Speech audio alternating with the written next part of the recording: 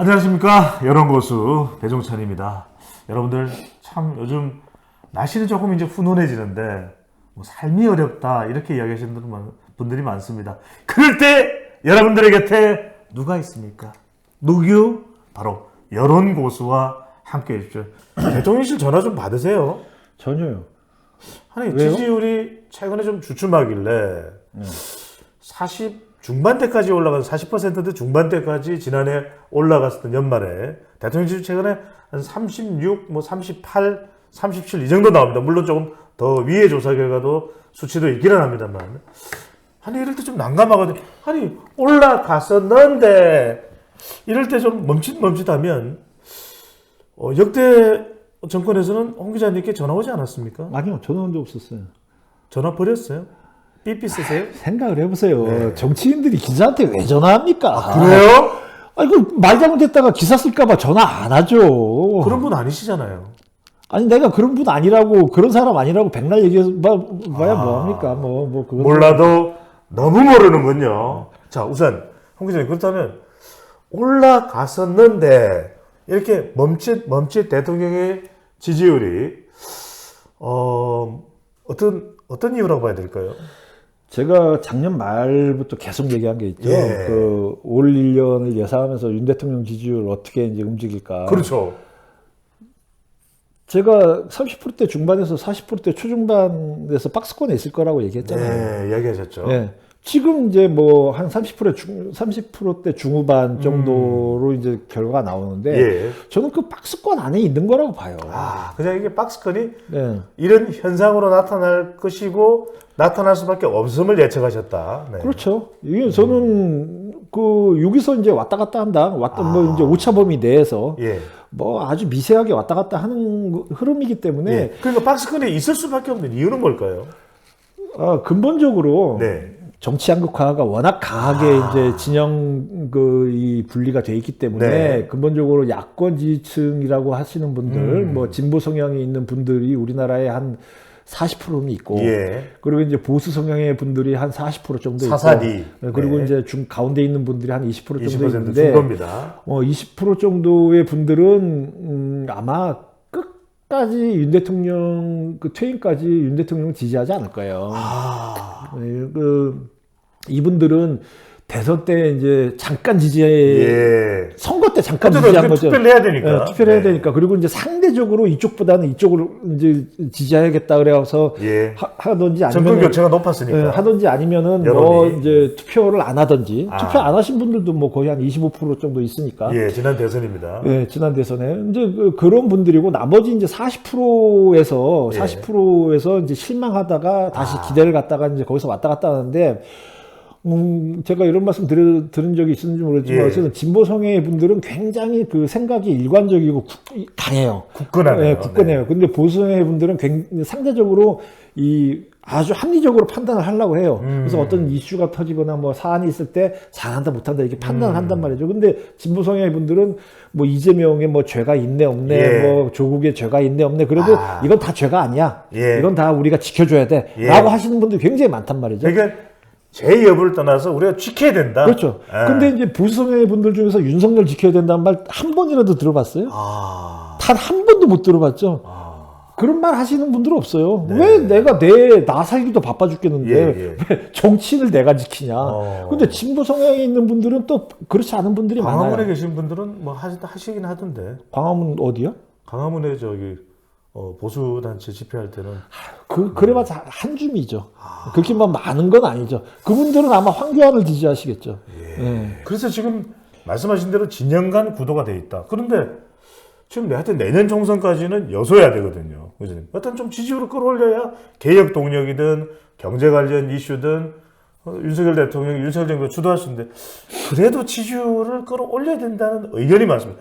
지지율이라는 게, 대통령의 지지율이라는 게 홍 기자님 올려야 되는 이유가 뭡니까? 그러니까 이제 30% 밑으로 떨어지고 뭐 20%대가 되고 뭐 이러면은 이제 위험하죠. 위태롭죠. 세간의 공세를 받으니까 야당의 공세도 그렇고 이건 뭐 지지율 이거밖에 안 되는 대통령이 뭘 하려고 그러냐. 이건 무능하다. 무능한 대통령이다. 뭐 그러면서 이제 그 공세가 심해지고 그리고 이제 내년 4월 총선에서도 이제 패할 가능성이 높아지니까 그게 지지율이 워낙 낮으면 선거에서의 대통령 지지율이 또 집권 여당 그렇죠. 후보들에게 상당히 결정적이지 않겠습니까? 그렇죠. 이제 그러니까 지지율을 뭐 좀 올려야 된다는 그런 그 의미가 있긴 한데, 예. 그래도 뭐 제 생각으로는 지지율이 그렇게 뭐 20%대까지 떨어지지가 않고 30대 아하. 중후반을 계속 유지한다면 큰 예. 문제는 없어요. 큰 문제는 없다. 총선에는 어떨까요? 그래도 총선에 지지율이 좀 높아야, 대통령의 지지율이 한 50%는 돼야 여당 후보들이 좀 길을 펼 수 있다. 뭐 이런 분석도 가능해질 텐데. 근데 대통령 지지율이 저는 한 총선 때는 적어도 한 40%는 넘어야 되지 않겠냐. 50% 가는 거는 불가능하고, 예. 그거를 바랄 이유도 없어요. 바랄 수도 아하. 없고. 어차피 총선도, 구도상, 예. 그렇습니다. 이게 지난 2000 몇 년입니까? 예. 지난번 총선 때, 2020년. 2020년 네. 총선 때, 저쪽은 뭐 170석, 180석 가까이 되고, 180석 이쪽은 이었죠. 뭐 100석 조금 넘는 예. 그런 수준이었잖아요. 근데 득표 수를 봤을 때는 48대 42, 6%포인트밖에 차이가 없었어요. 예. 근데 수도권의 모든 지역에서 워낙 박빙으로 진 게 근소하게 많았기 때문에 박빙이었다. 박빙으로 진 게 예. 많으니까 이제 의석수를 많이 빼앗겼는데 네. 그렇게 봤을 때는 그 당시 이 국민의힘 그 당시에는 새누리당인가요? 뭐 어쨌든 예. 그때 거기서 40% 넘었어요. 40% 넘었기 때문에 미래통합당, 미래한국당. 네, 예. 미래통합당인가. 근데 그렇기 때문에 사실 그 지지율이라는 건 큰 의미가 없고 예. 이제 선거 때 가서 각 후보의 경쟁력이 굉장히 중요하다. 예. 그리고 이제 최근에 뭐 윤 대통령 지지율 뭐 한 1, 2% 정도 떨어지고 박스권에 있는 거 예. 같고 난방비 뭐 어저께도 보면 난방비 때문에 뭐 그렇다. 근데 제가 저번 주에 한번 얘기했죠. 전문가라는 사람들 나와서 대통령의 지지율이 주춤한 이유는 난방비다 이야기를 많이 하죠. 제가 저번 주에 한번 예. 얘기했죠. 난방비 이슈는 이미 좀 한 템포 지나갔어요. 예. 벌써 이제 고지서 받은 지가 꽤 됐어요. 이미 한 템포 지나갔고 또 난방비에 예. 대해서도 정부가 지원해주겠다고 했고 아, 저는 최근에 이제 가장 큰 이슈는 그럼 난방비로 해석하는 분석은 중구 난방이라고 봐야 될까요? 그건 아니고 예. 그 최근에 가장 큰 이슈는 그거예요. 국민의힘 전당대회에서 윤심 개입 논란이에요. 그러니까 윤핵관에 대한 논란이에요. 예. 거기서 대통령이 너무 심하게 이제 그 비윤 반윤들을 이렇게 찍어 내리는데 그 네. 대통령실이 너무 심하게 개입한 거 아니냐. 거기에 대한 논란 때문에 이 당원들 내지는 당 지지층들 중에서도 예. 분명히 안철수 지지자도 있고 이준석 지지자도 그렇겠죠. 있고 뭐 있지 않습니까? 이분들이 예. 볼 때는 이거 좀 심한데라고 보시는 분들이 있어요. 이른바 38 전대 균열 상황이 대통령 지지율을 주춤거리게 만들었다 이렇게 봐야 되겠네요. 윤 대통령 지지율이 예. 지난 5월 달에 이제 취임을 한 다음에 7월, 8월 달에 20%대까지 떨어진 가장 큰 이유가 뭡니까? 내부 균열이었네요. 내부 충돌. 누구랑? 이준석 전 대표. 그렇죠. 예. 그 당시 무슨 난방비가 있었어요. 뭐가 있었어요. 뭐 제가 여러 번 얘기했지만 한 당 지지율이나 뭐 대통령 지지율도 마찬가지인데 예. 지지율이 떨어질 때 가장 큰 임팩트는 갈등 분열이에요. 내부적인 갈등 분열이에요. 갈분이네요. 예, 그래서 야당도 위험하다는 게 네. 이재명 대표 이제 기소되면 뭐 불체포 특권, 뭐 불체포 동의안, 체포 동의안을 예. 뭐 이게 해주냐 마느냐, 뭐 예. 이제 당직을 계속 유지해야 되느냐 마느냐. 예. 거기에 대해서 이제 비명 친명 간의 갈등이 이제 슬슬 올라오고 있잖아요. 아하. 그게 그렇게 위험하다는 거예요. 그래서 예. 이 내부 충돌이 사실은 우리가 이른바 뭐 콩가루 집안 이야기를 합니다만 그렇죠. 내부의 그렇죠. 문제가 외부의 그렇죠. 내부의 적이 외부의 적보다 훨씬 무서운 거죠. 그렇기 때문에 지금 국민의힘 전당대회 이제 한 달 앞두고 예. 내부 충돌이 이제 파열음이 계속 나오잖아요. 예. 그게 좀 가장 큰 영향을 주고 있다 이렇게 하하. 봐요. 난방비 얘기하시는 분들은 생각을 좀 다시 한번 해봐야 돼요. 네. 그럼 뭐 겨울만 되면은 대통령 지지율 떨어지게 그게 말이 됩니까? 그게? 네. 예. 그러니까 대통령 지지율을 난방비와 연결시키는 것은 해석 같은 해석도 아니다. 그럼 뭐 날씨 따뜻해지면 대통령 지지율 올라가나요? 난방비 안 쓰니까? 그때는 뭐 에어컨비 때문에 떨어질까?